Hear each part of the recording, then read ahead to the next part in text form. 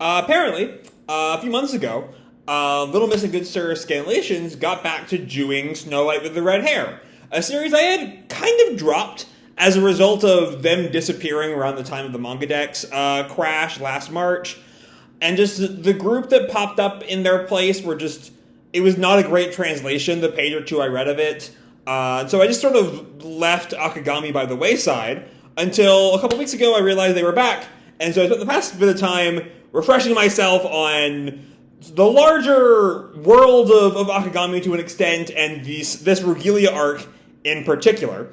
So before I dive into this live reaction for chapter 123, at long last, been over a year since my last Akagami video, let's just recap the Rugilia Arc as a whole for a few minutes. So basically, once the researchers at Lirius had finally gotten the non-toxic version of the Olden Maris, dubbed the Fosterius, they wanted to go spread it across the north to give people beautiful things to look at. And in so doing, they went to the commander of Lirius, who was on board, but only if that's also there in Oriold, because Lirius cannot take the number of tourists that might bring. So they go to Oriold, and the commander of Oriold says, well, you gotta go to the head of House Rugilia. He's the one who knows all this shit. He's like in charge around here, so go to him. And they eventually do at this soiree, that Eisetsu Rugilia's retainer Shu does this like fake sickness to get Shirayuki, Obi, and Ryu to be stuck at his estate for a while. And while there, Eisetsu gets the gang involved in this incident involving an old follower of Toka Burgat named Madame Lyra, who there's some weirdness going on. She shows up at parties from time to time, and people just have blanks of their memories missing. So Obi goes to talk to Tsuruba about that, who's currently the head of the Burgats. Meanwhile, this guy, Yozumi Elise, shows up, talks about his lover, who has this perfume, and he thinks the perfume is what made him attracted to her, and so he's trying to get to the bottom of this.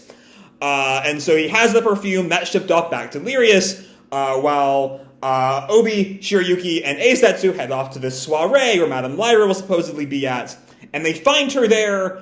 Eisetsu recognizes her as Kageya Elise, of the same Elise family as Yozumi, who is also an ex-love interest of his, a gardener he took in, but like bad rumors swirled around her, so he was forced to banish her. We still don't quite know what exactly has happened to her since then, but meanwhile, Ryu hears back from the Lirius gang about the perfume and how the perfume works, and how it's kind of like an aphrodisiac. It makes you think you're attracted to the person wearing it, but actually you're just getting turned on by the perfume. And then Yozumi comes back. He reveals that his stepmother is Kageya Elise, who is the prime suspect for being who we basically know is Madame Lyra. And he, Shu, and Ryu head to Kageya's house, only to be attacked by bandits. This is the last chapter, and there's still a lot of mysteries going on there. Blah,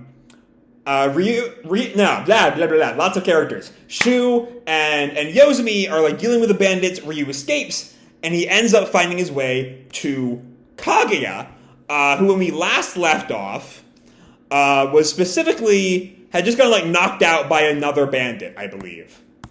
Also, after the soiree, Obi, Shirayuki, and Eisetsu made their way back to Rugilia Manor. So that's where they are. But we open, after a year away, with Kageya and these bandits, or there's some implication they're part of Yozumi's Night Circle, but they're back at Kageya's house. I might just leave a timestamp in the description right here, in case people don't want to sit through all of that. If they're watching this like in series with their initial readings of Akagami. But anyway, here we are. As the bandits untie Kageya, this is your house, right? Yes. And the ropes fall, and the bandit like shoves her. Do as you're told. And so, there's sort of my impression. And then there's a lot of still kind of mysteries up in the air with this whole Kageya and Lyra and the Burgats and these bandits. But my impression is that, they were all at least on paper, allies. Like, maybe Kaguya has some resentment towards being forced to work for Toka, if that's what's going on there. But again, what happened to her after she left Eisetsu is still very much a big mystery. But she seems like a prisoner here. And if these bandits seem to be the same guys that attacked Ryu, and so if they're against Ryu, and as a result, the power structure of Clariness, and they're also sort of against Kageya, there's something going on there, is my point. But Kageya sort of stumbles a bit. We see Ryu is also with them, but he's got like a sack over his head, so he doesn't know where he is. And the bandit leader tells Kageya, "Do it fast. Show us how you prepare the medicine. Then write down the instructions." And Kageya hesitates. So the bandit turns back to his subordinate, who's like holding onto a sword above Ryu, and he smacks Ryu with the sheathed blade. Kageya looks back in shock. Ryu sort of sits there and takes it, but Kageya protests, "That boy has nothing to do with..." But she's like, but one of the bandits grabs her hair and taunts her. "Nothing? True, he doesn't. But your concern for him is useful. Seeing as you've raised a son before, you won't abandon him." So, like, even though, like, I don't think these bandits might not even recognize that Ryu is... Could these be different guys than the ones who attacked the carriage? Right? Like, they might be. They might be different guys. And if so, they wouldn't really recognize Ryu from the carriage trip. So... It might just be they saw Kaguya being nice to him and know about her relationship with Yozumi, and so we're like, we're just gonna, you can't really, you seem to care about this stranger's well-being, so we're gonna use him against you or something. But anyway, the bandit takes off Ryu's hood, and Ryu sort of locks eyes with Kaguya, and the bandit leader says, "If you make the medicine, I promise we'll deliver it to your son." Okay, so, that sort of brings into how Yozumi is tied into all this. Because we know there's this lover. But beyond that, what exactly is going on with Yozumi is sort of weird. I don't know. I can't quite work out what is going on with Yozumi. But the bandit leader goes on, "He's reaching the point of no return. Soon he won't be able to resist the perfume's effects at all. For now he's being used by his lover," in quotes. But then what? Who can say just how he's going to be used next? Okay. Alright. So, I think the issue I'm having here is that, like, there's just still, even after all the time he spent in this arc, what exactly is any of the antagonist's goals is still so up in the air that now that we're having the antagonists talking with each other, I can't quite work out what exactly we're supposed to be gleaning from this. Anyway, the leader goes on, "When that happens, what if an innocent young lady happens to be around him? Such behavior would be completely unbecoming of a knight. Do you want to see that?" Oh, okay. So I think what they're getting at is, if some random woman happens to be wearing the perfume, just not knowing its effects, then Yozumi's actions would kind of end up disgracing him. Which, is sort of a social suicide there. I guess. I suppose that's what's going on. But either way, Kaguya is not really happy with that idea. And she has this flashback, or I think this is actually Ryu's flashback. "My mother will be pleased." I'm assuming that's when he was talking about my mother would be pleased to have company or something. And I think this is the moment Ryu realizes that this is Kageya. This is Yozumi's stepmother. I don't think he had any idea what he got into when he found her last chapter. But Kageya is starting to break down. "I can't do it here. I never leave the materials in a place like this, where people like you lot can get a hold of them." Okay, so again, we're still sort of like seeing, it's very sort of, I expressed frustration earlier. I don't think it's inherently a bad thing how little Like, it feels real and lived in, is my point. This conversation. We can understand it because it's all based on, a dynamic with Kageya and this group that we've never seen before, but it feels very lived in, I'll say that much. The bandit leader goes on, well then where? And Kageya tells him, a hidden greenhouse. There's a key over on that side. The bandit leader calls one of his henchmen, search for it. Ryu sees one of the henchmen step on this flower, and we see there's flowers all over the floor there. And Ryu is just he's just getting increasingly nervous, which makes sense. He's been captured by these fucking bandits that he has no idea what's going on about. But one of the bandits calls, we found it, and gives the key to his boss. And Kageya, we see this shot of Kageya, just her nose and mouth and a few strands of hair. Just a sort of fear is what I gather from that face. And Ryu just sits there in this near panic state. And I think one of the bandits yanks him up. Get up. Let's go. And then we cut to the sound of a horse galloping. And we cut back to Shirayuki and Obi. And when we last left them, they had seen the pharmacy tag that Ryu carries. And Shirayuki asks Obi, you're sure this is the place? Yes. This is without a doubt Sir Izumi's abode. Is Izumi a person we know but I forgot about? Because I can't, it sounds like Yozumi, maybe he has a similar name, maybe he named his son a similar thing or something? I don't know, I'm gonna see if a quick little wiki search can give me anything there. Not that I can see, but I'm guessing this is just, Kageya's new husband. Anyway, Eisetsu's there as well. Yes, this is without a doubt Sir Izumi's abode. But what happened here? And it's Kageya and the bandits have just left. And the room is just sort of torn about as they were searching for the key. And Shirayuki asks, did the three of them not arrive?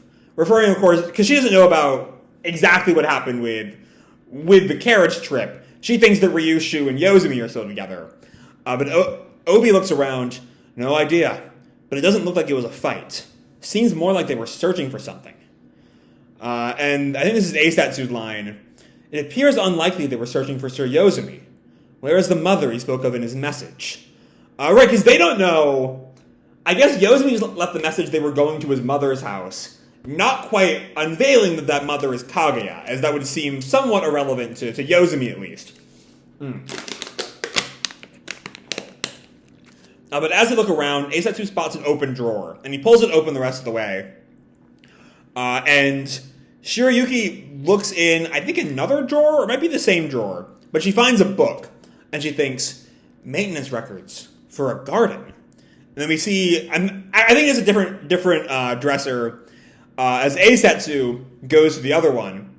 But Shirayuki suddenly realizes, Lord Eisetsu, this handwriting I've seen, and she turns back to see Eisetsu just frozen as he's holding a handkerchief. Oh no, it's the bag of money that he gave Kageya when he let her go. And now Eisetsu's putting the pieces together. Just who they are to each other. Lady Kageya. And he flashes back, way back when he first met Yozumi. My name is Yozumi Elise. And when he encountered Kageya in the carriage. Where did you see Yozumi? And he just feels the bag. She had a son? She never said a word. So, just a while ago, I was thinking about their last names, right?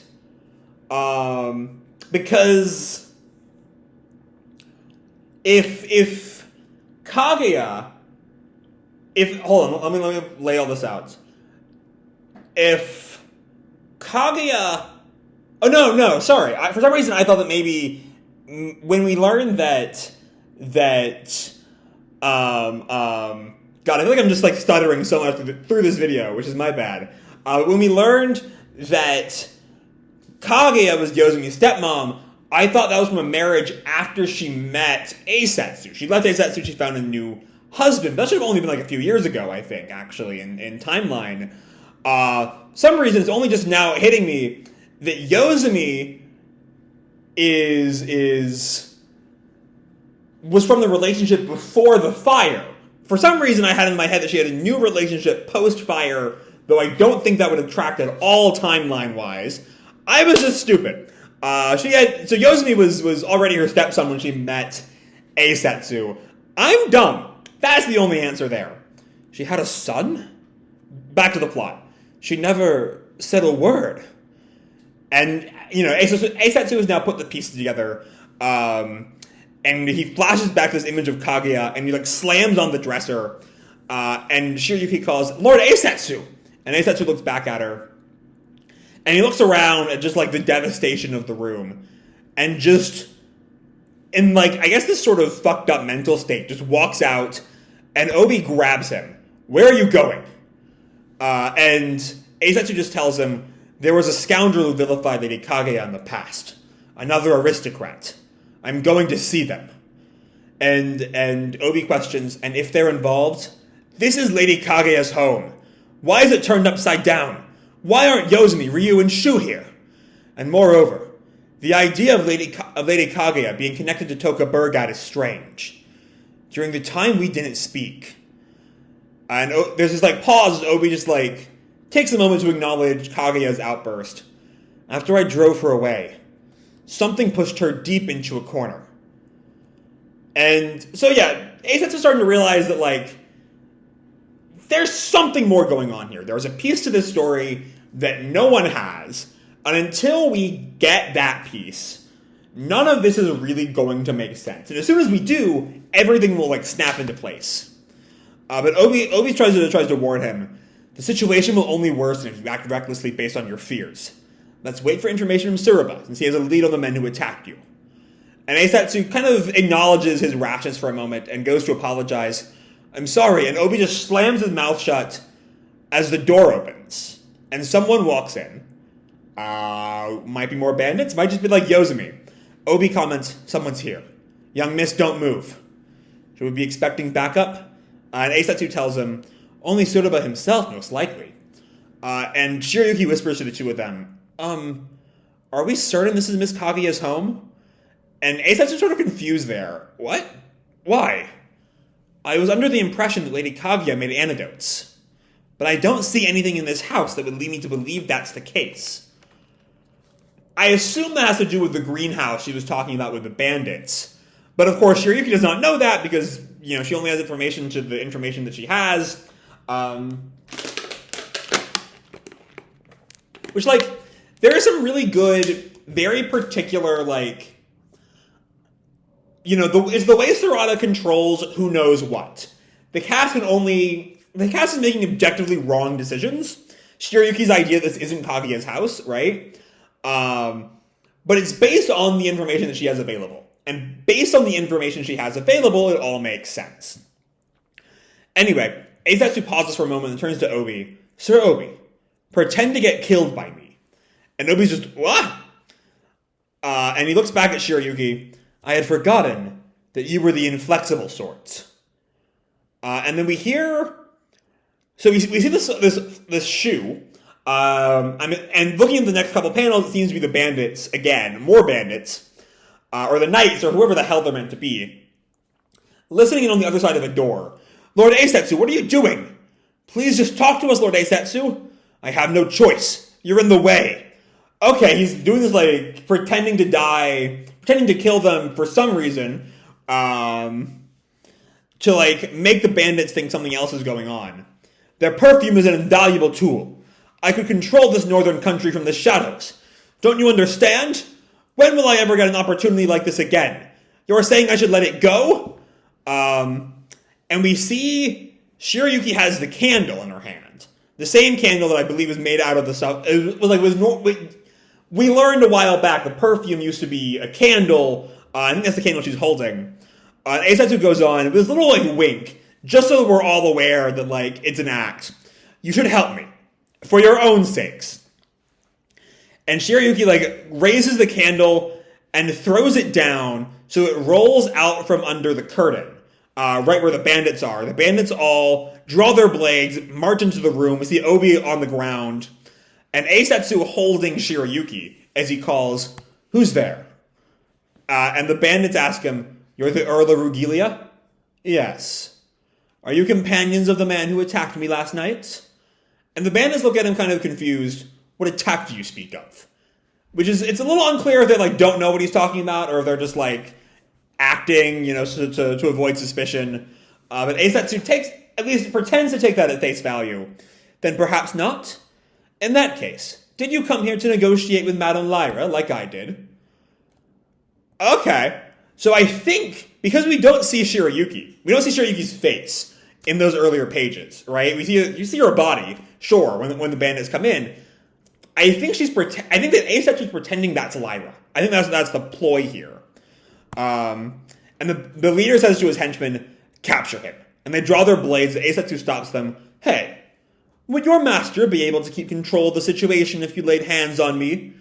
When he couldn't even control a single knight and a single woman, he'd be worried I know his secret and panic.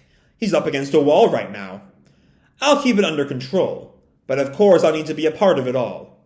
Or perhaps you believe your master would thank you for killing me instead, without even asking him."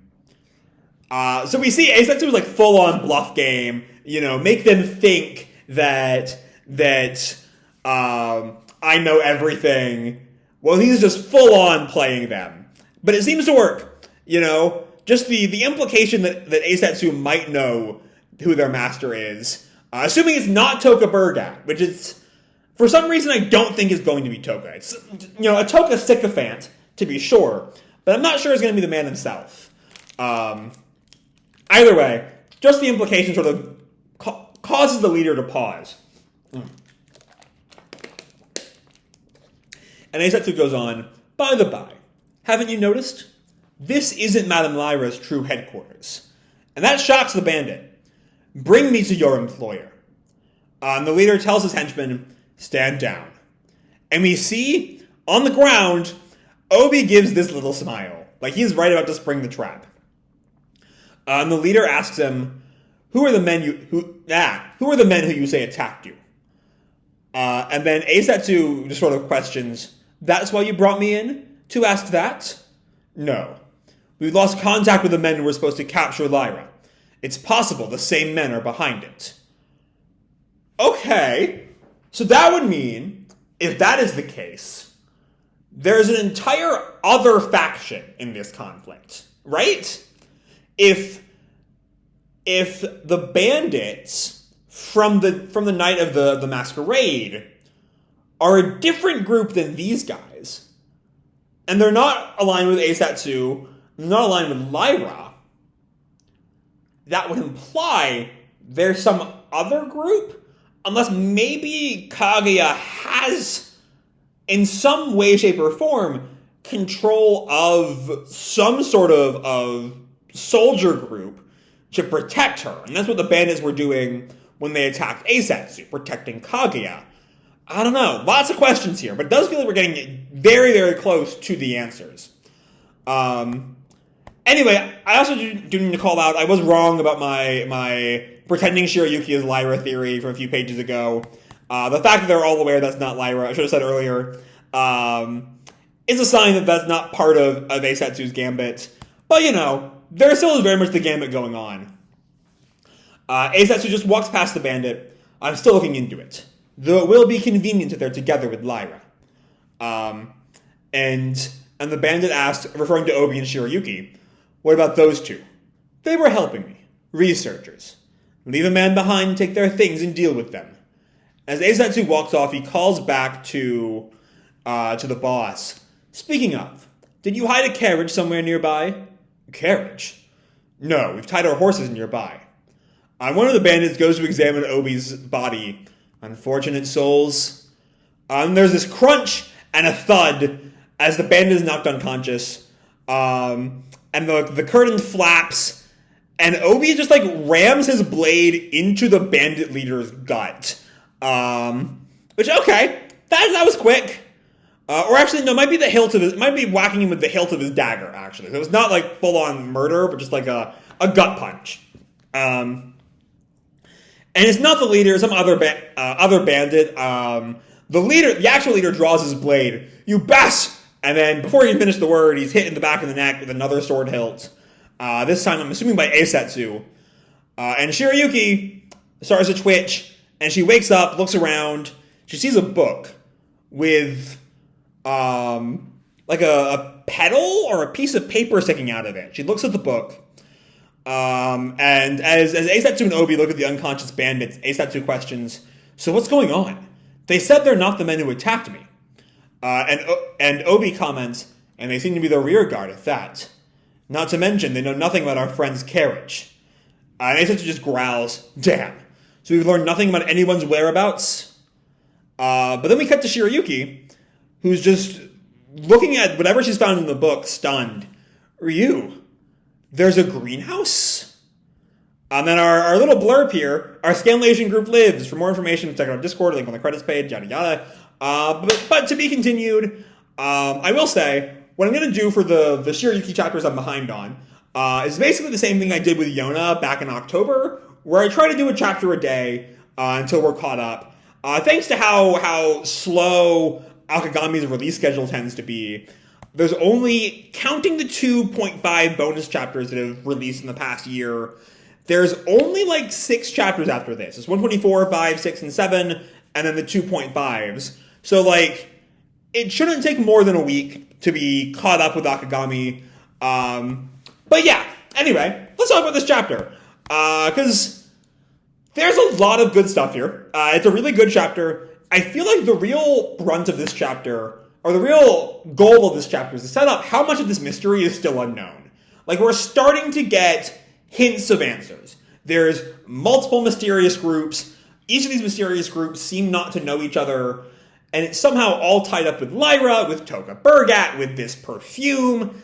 And if I had, like, the ability to, like, make a diagram for the video, I would, like, try to work out how all these various groups are connected. Sorry, that's my medicine alarm. Because it's convoluted. It's complicated. I don't want to say convoluted. That's too negative a word. But it is complicated. How all these various groups are working together.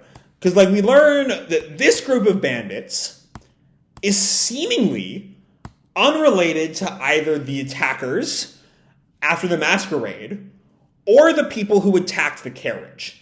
It seems to be that none of them are actually, or at the very least, that these guys are a new group unrelated to either of those, if I'm understanding correctly. Because they seem not to know about the attack on Eisetsu, and they seem not to have any idea what's going on with the carriage. So they're just someone, but maybe they're not new. Maybe they're the same ones who've been sort of the real, like, the mastermind we've been pursuing this whole time, and it's those other groups that are the new ones? I think that's a possibility, but, like, it's still just, it's complicated. I'm very excited to see how all this ends up, like, being laid out, because it could either be a hot mess, if Sarada does not tie all these things together, or it could be just really good, the kind of thing that rewards rereads, immensely. And it definitely feels like the latter there. You know, when I was rereading this arc, I got a lot more out of it than I did on my initial read-through. So I'm excited to see how Sarada sets up all of these pieces. But for now, you know, there's some good, like, strategizing on Eisetsu's part. Eisetsu is just a really fun character. I love him. I don't really think he's going to stick around a lot after this arc. He'll just be one of those nobles the gang has connections with that occasionally is brought up again. But I wouldn't mind if he does become a more recurring character than that. I'm not expecting it at all, but I think he's just really fun. You know, he's crafty, he's kind of an ass, but he's, like, also sort of earnest at times. He's just a fun guy all around, and I hope he sticks around for as long as possible. But either way, so when we leave off, Lyra and her captors who I'm assuming are tied to these guys. Thanks to I think it's Obi's comment about on 29, they seem to be the rear guard at that.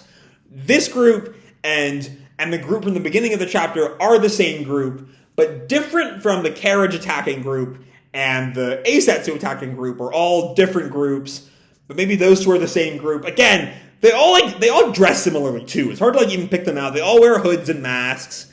But Lyra and her group are at this greenhouse that has the answers to how to build an antidote for the perfume, and why they need the antidote is a whole other question. Maybe it's just for themselves, I guess. And unbeknownst to Obi and Eisetsu, Shirayuki has just found out about the greenhouse as well. And that's where we'll all sort of pick up next time, tomorrow, whenever it ends up being. Probably tomorrow, almost certainly tomorrow. But with that said, I'm going to leave this video off here. Hope you'll enjoy the chapter and the video itself. If you did, feel free to drop me a like or subscribe, or, do whatever makes you happy, And as always, your life is your own, okay? Bye!